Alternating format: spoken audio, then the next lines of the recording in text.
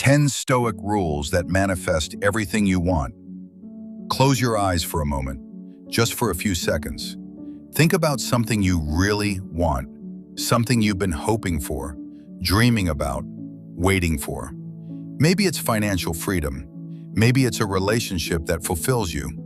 Maybe it's a career that matters. Maybe it's just peace, the ability to sleep at night without your mind racing. Whatever it is, hold it in your mind. Now open your eyes. Here's a question you probably haven't asked yourself. Why don't you have it yet? Not the surface answer, not the economy is bad, or people don't appreciate me, or I'm just unlucky. Go deeper. Is it possible you've been trying to manifest the wrong way? Is it possible that everything you've been taught about getting what you want, the vision boards, the positive affirmations, the just believe hard enough, is actually keeping you stuck? Because here's the truth they don't tell you. Manifestation isn't magic. It's not about convincing the universe to give you things. It's not about visualizing so hard that reality bends to your will. Real manifestation, the kind that actually works, is about becoming the kind of person who naturally creates, attracts, and deserves the life you want. And no one understood this better than the Stoics. Marcus Aurelius, emperor of Rome, had more power and wealth than almost anyone in history. But he didn't get there by wishing. He got there by building character, by focusing on what he could control, by turning obstacles into opportunities. Epictetus was born a slave with nothing, absolutely nothing. And yet he became one of the most influential philosophers in history, not by manifesting freedom, by manifesting himself, by building an inner fortress that no external circumstance could touch. Seneca was one of the richest men in Rome. He knew wealth, he knew success. He also knew exile, loss, and an emperor who wanted him dead. And through it all, he wrote about the one thing that actually matters, the quality of your mind. These men understood something we've forgotten. Manifestation is not about getting, it's about becoming. It's not about attracting, it's about building. It's not about the universe giving you what you want. It's about you becoming someone who can handle what you want when it arrives. Today we're going to learn from them. 10 Stoic rules that will change how you think about manifestation forever. Not wishful thinking, real philosophy, real action, real results. If you're tired of hoping and ready to start becoming, hit that like button. Drop one word in the comments, one thing you're ready to manifest. Freedom, wealth, love, peace, name it. Subscribe because this isn't a one-time fix, it's a daily practice. And starting today, you're practicing. Number 1, define what you truly want. Most people spend their whole lives chasing things they don't actually want. Think about it. Why do you want more money? Really, not the surface answer. Keep digging. If you had more money, what would it give you? Freedom? Security? Respect? Love? Now ask, can you get those things without the money? Can you feel free without $1 million? Can you feel secure without the biggest bank account? Can you feel respected without the corner office? Can you feel loved without proving your worth? The Stoics had a name for this. They called it phantasiae, the impressions we attach to things. We don't desire the thing itself. We desire the story we tell ourselves about the thing. You don't want the car. You want to feel successful. You don't want the house. You want to feel safe. You don't want the relationship. You want to feel loved. And here's the problem. If you don't know what you actually want, the feeling, the state of being, the inner experience, you'll keep chasing external things that never deliver. You'll get the car and still feel empty. You'll get the house and still feel unsafe. You'll get the relationship and still feel unlovable because you were chasing the wrong thing. Epictetus said, first learn what you want, then learn what it costs, then pay the price. Most people skip the first step. They never learn what they actually want. They just want what everyone else wants. They want the things they've been told to want. But the Stoic is different. The Stoic goes inward first. They ask, what do I truly value? What kind of person do I want to be? What would a life well lived look like for me? Not for their parents, not for their peers, not for society, for them. Seneca wrote, if you don't know which harbor you're heading for, no wind is the right wind. You can manifest all day. You can visualize. You can affirm. You can vision board until your walls are covered. But if you don't know where you're actually going, you'll never get there. You'll just wander, exhausted, confused, empty. So stop, right now, before you do anything else. Get clear. What do you actually want? Not what you think you should want. Not what would impress others. Not what would make your parents proud. What do you want? Write it down, look at it, sit with it, and then ask, is this something I can control? Or am I attaching my peace to something outside me? Because the Stoic knows, the only things worth wanting are the things within your power. Your character, your choices, your responses, your actions. Everything else, you can want it. You can work for it. You can hope for it, but you cannot need it. Because needing external things makes you their slave. Define what you truly want. Separate the desire from the illusion, and then pursue it with everything you have while staying free. That's the first rule, and it's the foundation for everything else. Number 2, your character is your destiny. Heraclitus, one of the earliest philosophers who influenced the Stoics, said something simple and profound. Character is destiny. Who you are determines what happens to you, not in some mystical, karmic way, in a practical, inevitable way. If you're dishonest, you'll attract chaos. Dishonest people create complicated lives. They lie, they hide, they scheme, and eventually it all collapses. That's not the universe punishing them, that's just cause and effect. If you're undisciplined, you'll attract failure. Undisciplined people don't follow through. They start and stop. They make excuses. And eventually, opportunity passes them by. Not because they're unlucky, because they're unprepared. If you're impatient, you'll attract frustration. Impatient people can't wait for things to grow. They want results now. And when results don't come, they quit. Right before the breakthrough. Your character creates your reality every single time. The Stoics understood this at the deepest level. They knew that you can't manifest a good life with a bad character. You can't attract success while being someone who can't handle success. You can't call in love while being someone who doesn't know how to love. Marcus Aurelius wrote, "The soul becomes dyed with the color of its thoughts." Your thoughts shape your character. Your character shapes your actions. Your actions shape your life. It's a chain, and it starts with who you are. Most people want to skip to the end. They want the life without becoming the person. They want the results without the transformation. They want the harvest without planting, watering, and waiting. But it doesn't work that way. It never has. It never will. Epictetus said, "First, say to yourself what you would be, then do what you have to do." What would you be? Successful? Then become someone who acts with discipline every day. Wealthy? Then become someone who adds value, who works hard, who manages resources wisely. Loved?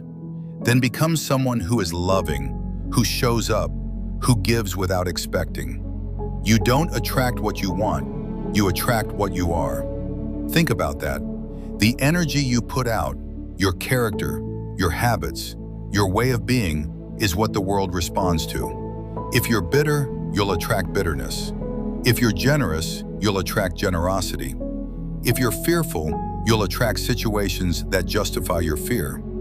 If you're courageous, you'll attract challenges that build your courage. It's not magic, it's mechanics. So stop trying to manifest things. Start manifesting yourself. Become the person who naturally creates, attracts, and deserves the life you want. That's not a longer path. It's the only path. Numero 3, focus on what you control. This is the heart of Stoicism, the one idea that, if you truly understood it, would change everything. Epictetus opened his handbook with these words: "Some things are in our control and others not." That's it. That's the whole philosophy in one sentence. What's in your control? Your thoughts, your choices, your actions, your responses, your character, your values, your effort. What's not in your control? Everything else. Your reputation, other people's opinions, the economy, the weather, the past, the future, the outcome of your efforts. Most people spend 90% of their energy on the 10% they can't control. They worry about what others think. They obsess over outcomes. They stress about things that haven't happened yet and may never happen. And they wonder why they're exhausted, why they're anxious, why nothing seems to work. The Stoic does the opposite. They put 100% of their energy into the one thing they actually control: themselves. Seneca said, "It's not that we have a short time to live, but that we waste a lot of it." Waste. That's what focusing on what you can't control is. Pure, unproductive waste. It burns energy without changing anything. It creates anxiety without solving problems. It keeps you busy without making you effective. Now apply this to manifestation. You want something, a job, a relationship, a certain amount of money. Fine, want it. But here's the question: is it in your control? The job? Not entirely. You can apply, you can prepare, you can show up as your best self. But the hiring decision? That's not yours, that's theirs. The relationship? Not entirely. You can be loving, you can show up, you can communicate, but their feelings, their choices, not yours. The money? Not entirely. You can work hard, you can add value, you can manage what you have. But the market, the economy, luck, not yours. The Stoic doesn't attach their peace to outcomes. They attach their peace to effort, to action, to doing their part and letting go of the rest. Epictetus said, "Make the best use of what is in your power and take the rest as it happens." That's freedom, that's power, that's manifestation without desperation. When you focus on what you control, something interesting happens. You become more effective at the things you can influence. You stop wasting energy on worry and start investing it in action. You become calmer, clearer, more focused. And that calm, clear, focused energy, it's attractive, it's productive, it creates results. Not because the universe rewards you, because you're finally working with reality instead of against it. Focus on what you control. Let go of the rest. That's how you manifest. Number 4, align actions with purpose. The Stoics had a word for living up to your highest potential. They called it aret. It's often translated as virtue, but it means more than that. It means excellence, fulfilling your purpose, becoming what you were meant to be. A knife has aret when it cuts well. A horse has aret when it runs well. A human has aret when they live well, with wisdom, justice, courage, and discipline. Now here's the question. Are your daily actions aligned with your purpose? Not your grand vision, not your 5-year plan. Your daily actions, the small choices, the habits, the way you spend your time. Most people have a disconnect. They say they want one thing, but their actions point somewhere else.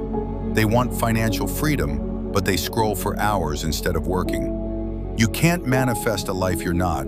You can't manifest a life you're not living. You can't attract results you're not working toward. You can't become someone you're not practicing being.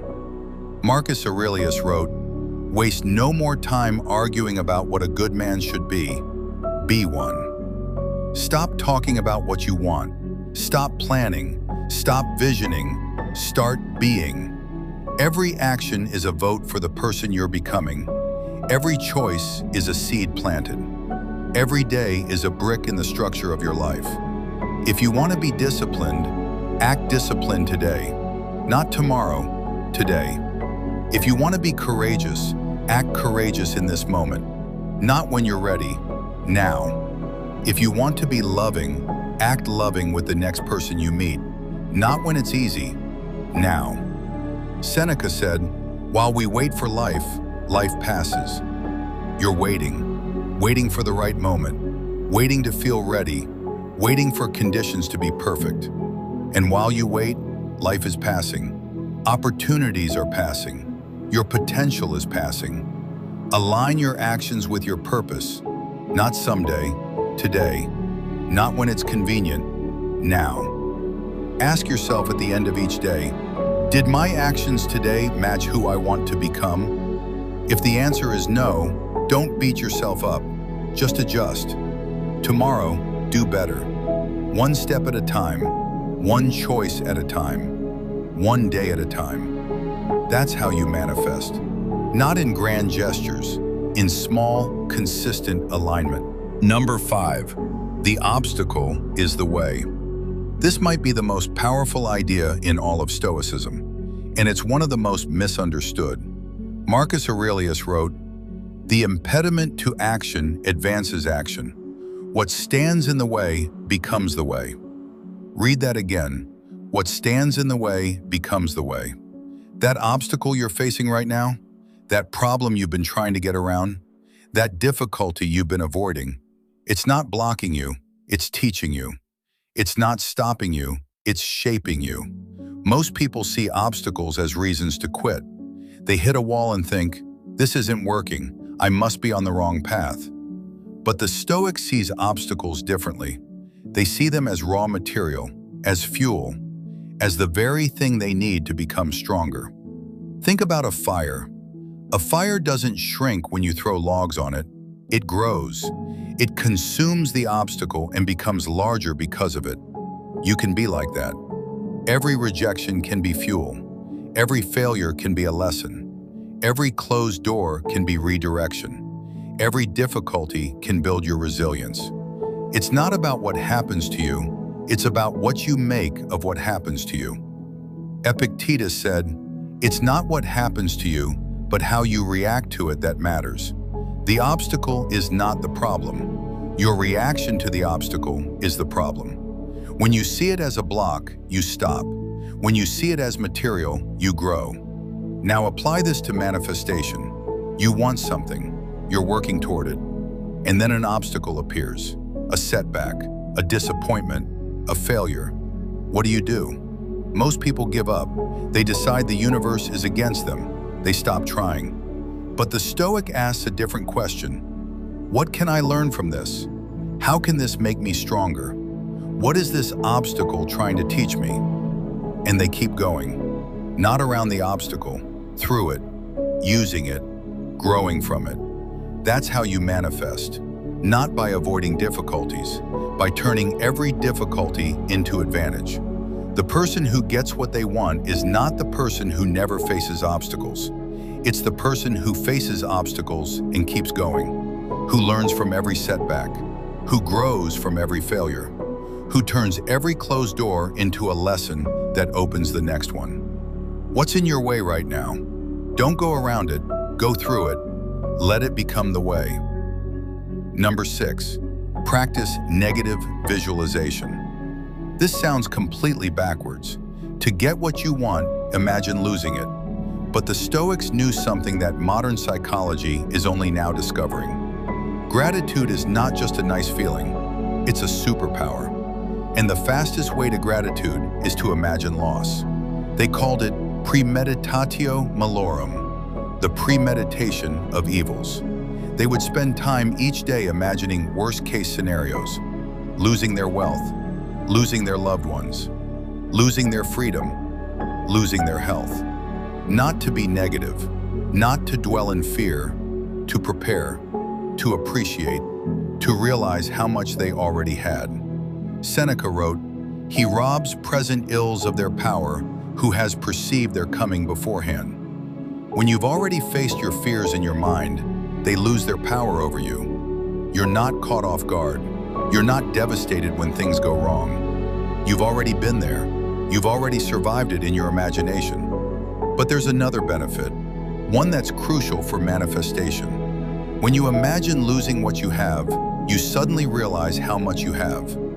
You realize that you're already wealthy in ways you've been taking for granted. Your health, your relationships, your ability to think, to move, to choose. And here's the paradox. When you're grateful for what you have, you stop needing more. You stop chasing from a place of lack. You start creating from a place of abundance. And that energy, it's magnetic, it's attractive. It's the energy of someone who already has enough, who isn't desperate, who isn't needy. Think about the people you're drawn to. Are they the desperate ones? The ones who need your approval, your attention, your love? Or are they the ones who are already whole, already complete, already enough? The Stoic manifests from wholeness, not from lack. They don't need the universe to give them anything. They're already grateful for what they have. And that gratitude opens them to receive more. Try it today. Spend 5 minutes imagining your life without something you take for granted. Your home, your health, a person you love. Feel the loss, feel the absence. Then open your eyes and realize it's still there. Feel the gratitude flood in. That's not just a feeling, that's a practice, and it will change everything. Number 7, cultivate patience and resilience. We live in an age of instant gratification. Everything is now, same-day delivery, streaming on demand, replies within minutes, results in seconds. And this has ruined us for manifestation. Because real manifestation doesn't happen instantly, it happens over time. It happens in the gap between action and result. It happens in the waiting. Seneca said, "It's not that we have a short time to live, but that we waste a lot of it." Waste. That's what impatience is. It's wasting the present moment by wishing it were already the future. It's wasting your energy on wanting instead of doing. It's wasting your peace on things that haven't happened yet. The Stoic cultivates patience.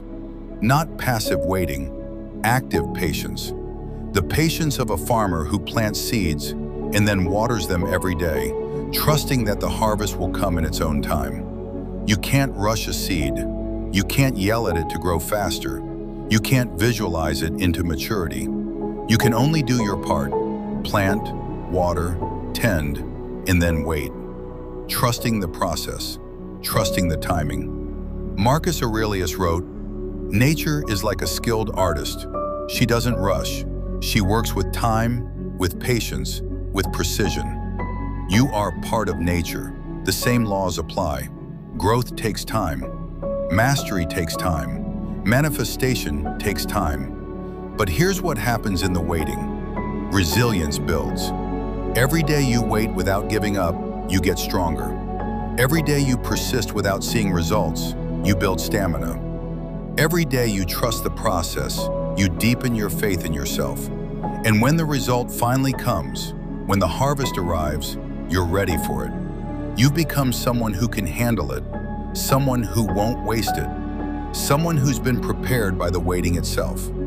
Epictetus said, "No great thing is created suddenly." Think about that. No great thing, not your career, not your relationships, not your wealth, not your peace, not your wisdom. Nothing great comes suddenly. It comes slowly, gradually, over time. So stop rushing. Stop checking for results every 5 minutes. Stop measuring your progress against someone else's timeline. Plant your seeds, water them daily, trust the process, and let time do its work. That's not passive, that's powerful. Number 8, give to receive. Marcus Aurelius wrote something that should stop you cold. What brings no benefit to the hive brings no benefit to the bee. Think about that. You are part of something larger. Your success is connected to others' success. Your abundance is connected to others' abundance. You cannot thrive in isolation. The modern manifestation movement has forgotten this. It's all about getting, attracting, receiving. Me, my desires, my dreams, my wealth. But the Stoic knows you can't just take, you can't just receive, you have to give. Not because giving is a transaction, not because you're trying to manipulate the universe into giving back, because giving aligns you with the flow of life. It connects you to others. It makes you part of something bigger than yourself. Seneca said, "Wherever there is a human being, there is an opportunity for kindness." Every person you meet is an opportunity to give. Your time, your attention, your wisdom, your resources, your kindness. And here's what happens when you give. You become someone who has something to give. You become someone of value. You become someone who deserves to receive. Think about it. Who do you want to give to? The person who takes and never gives back? Or the person who is generous, who contributes, who adds value? The world is the same way. It flows toward those who give. Not because of some cosmic law, because giving creates connections, creates value, creates relationships, creates opportunities. Epictetus said, "Make what you will, so long as you do it with wisdom, with justice, with self-control, and with courage." Notice what he's saying. Your actions matter. How you treat others matters. Your character matters, not just for them, for you. When you give, you become someone who has. When you contribute, you become someone of value. When you serve, you become someone worth serving. The Stoic manifests by giving first, not as a strategy, as a way of life. Try it today. Give something without expecting anything in return. Your time, a compliment, your attention. Help someone who can't help you back. Notice how it feels. Notice how it changes you. Notice how the world responds. That's manifestation. Real manifestation. Numero 9. Find your inner fortress. The Stoics had a powerful image they used for training the mind. They called it the inner fortress, a place inside you that nothing external can touch. Not praise, not criticism, not success, not failure, not wealth, not poverty, not health, not sickness, not life, not death. A place of complete, unshakable peace. Marcus Aurelius wrote, "Nowhere you can go is more peaceful, more free of interruptions than your own soul." Think about that. You carry within you a place of perfect peace, a fortress that nothing can breach, a sanctuary that's always available, but you have to build it. You have to practice.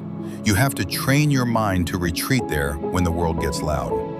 Epictetus said, "Keep your ruling faculty in accord with nature. When you do that, you're invincible." Invincible.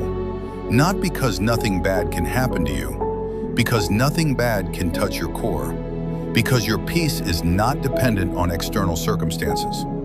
This is crucial for manifestation. Most people's peace depends on getting what they want. They're happy when things go well, miserable when they don't. They're confident when they succeed, crushed when they fail. They're peaceful when life is calm, anxious when life is stormy. Their peace is borrowed, temporary, fragile. But the Stoics' peace is different.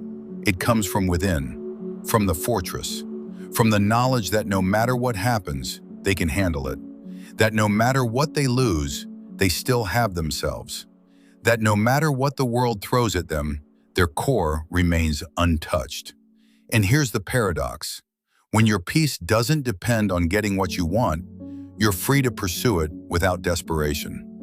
You're free to work hard without attachment. You're free to try without fear of failure, because even if you fail, you still have your fortress. Even if you lose, you still have yourself. Even if it doesn't work out, you're still okay. That freedom is attractive. It's powerful. It's the energy of someone who doesn't need anything from the world and therefore can receive everything. Build your inner fortress, not by withdrawing from the world, by building something inside you that the world can't touch.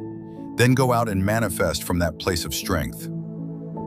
Number 10, act now, not someday. Seneca said something that should haunt you. While we wait for life, life passes. You're waiting, you know you are. Waiting for the right moment. Waiting to feel ready. Waiting for conditions to be perfect. Waiting for Monday. Waiting for January 1st. Waiting for the fear to go away. Waiting for the confidence to arrive. But the right moment never comes. Ready never comes. Perfect conditions never come. Monday always turns into Tuesday. January 1st always turns into January 2nd. The fear doesn't leave. The confidence doesn't arrive. And while you wait, life passes. Marcus Aurelius wrote, "You could be good today. Instead, you choose to wait for tomorrow." Today, you could be good today. You could start today. You could take one step today, but you're waiting. And tomorrow will be the same. And the next day, and the next. Until one day you look back and realize you spent your whole life waiting. The Stoic doesn't wait, they act. Not because they're ready, because they know ready never comes. They act because action creates readiness. They act because the only way to become someone who manifests is to start manifesting. Epictetus said, "First, say to yourself what you would be, then do what you have to do." Notice the order. First decide, then act. Not wait, not prepare, not plan. Act. What's one thing you could do today? Right now. Not tomorrow, not next week. Today. One small step toward what you want. Not the whole journey, just one step. One call, one sentence, one choice. Take it, not when you're ready, now. Not when conditions are perfect, now. Not when you feel confident, now. Because while you wait for life, life passes, and you have no idea how much time you have left. Seneca also said, "It's not that we have a short time to live, but that we waste a lot of it." Stop wasting. Start living. Start acting. Start becoming. Today, not someday. Now. You made it. All the way through. 10 rules. Hours of wisdom. And you stayed. That says something about you. It says you're serious about changing your life. It says you're ready to stop hoping and start becoming. It says you're choosing real manifestation over wishful thinking. Remember what we covered. Define what you truly want. Your character is your destiny. Focus on what you control. Align actions with purpose. The obstacle is the way. Practice negative visualization. Cultivate patience and resilience. Give to receive. Find your inner fortress. And act now, not someday. This is the path. Not easy, but simple.